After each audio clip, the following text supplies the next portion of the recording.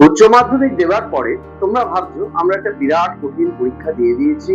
উচ্চ মাধ্যমিকের মতন একটা পরীক্ষা আমরা দিয়ে ক্লান্ত হয়ে গেছি এবং এইচএস এর মতন একটা বিরাট পরীক্ষা দিয়ে তোমরা বোধহয় একটা বিরাট কিছু করে ফেলেছো। কিন্তু জীবন এইচএস এর পর থেকে শুরু হয়। উচ্চ মাধ্যমিকের পর থেকে আসল জীবনের লড়াই শুরু হয়, প্রতিষ্ঠিত হবার আসল সোপান।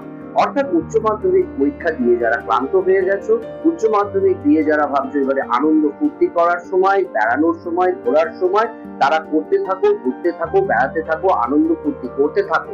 কিন্তু যারা স্মার্ট, যারা কেরিয়ার সম্পর্কে সচেতন, যারা সিনসিয়ার, তারা কিন্তু কেউ 12 এর পরে কাছাড়া মনোভাব দেখাচ্ছে না।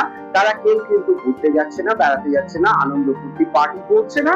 তারা কিন্তু একেবারে 12 এর থেকেও বেশি এমপিতে পড়াশোনাটা শুরু করেছে। জেনপাস ইউজি যারা বিএসসি নার্সিং করবে বা এমবিএসসি নার্সিং করবে বা যে কোনো এএনএম জিএনএম করবে, তারা কিন্তু পড়াশোনাটা শুরু করেছে একেবারে হার্ডকোর, যেটা 12 এ তারা পড়েছিল তার থেকেও বেশি। অর্থাৎ তোমরা যারা এখন 12 এর পরে আনন্দ ফুর্তি করছো বা মজা মস্তি করছো, তারা ঠকবে।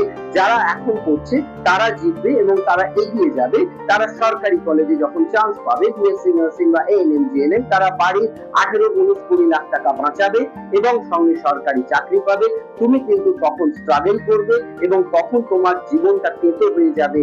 কারণ তুমি এখন যে সময়টা তোমার আনন্দ ফুর্তি মজ মস্তি করার নয়, 12 এর পরে তোমার সময়টা হচ্ছে পড়ার এবং হার্ডকোর করে জয়েন্ট এন্ট্রান্স এ র‍্যাঙ্ক করে সরকারি কলেজ থেকে বিএসসি নার্সিং বা এএনএম জিএনএম পড়ে তোমার উচিত সরকারি চাকরিটা পাওয়া, তারপরে তোমার ফুর্তি করা, আনন্দ উৎসব করা। কিন্তু তোমরা ভাবছো এইচএস দিয়ে একটা বিরাট কিছু করে ফেলেছো, সেই জন্য তোমরা এখন আনন্দেতে মেতেছো। কিন্তু জয়দেব স্যার ক্লাসেসে সেই সিনসিয়ার বাচ্চারা এসে গেছে, সেই সিনসিয়ার এবং সিনিয়র যারা কেরিয়ার সম্পর্কে সচেতন, তারা একদম মুখ বুঝে পড়াশোনা করছে।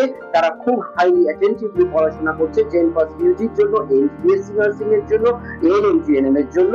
তারা কিন্তু তোমাদের থেকে অনেক ভালো রেজাল্ট করবে এবং তারা তোমাদের পিছনে ফেলে সরকারি কলেজে র‍্যাঙ্ক করবে এবং সরকারি কলেজে চান্স পাবে, মানে তারা সরকারি চাকরিটা পাবে। এখনো যাদের ঘুম ভাঙেনি, যারা এখনো আনন্দ ফুর্তি করছো, যারা মজ মস্তি করছো বা রিল্যাক্স মুডে চিল মুডে রয়েছো এবং যারা এনজয় করছো লাইফটাকে, তাদের কিন্তু আগামী দিনের এই এনজয়টা নষ্ট হয়ে যাবে।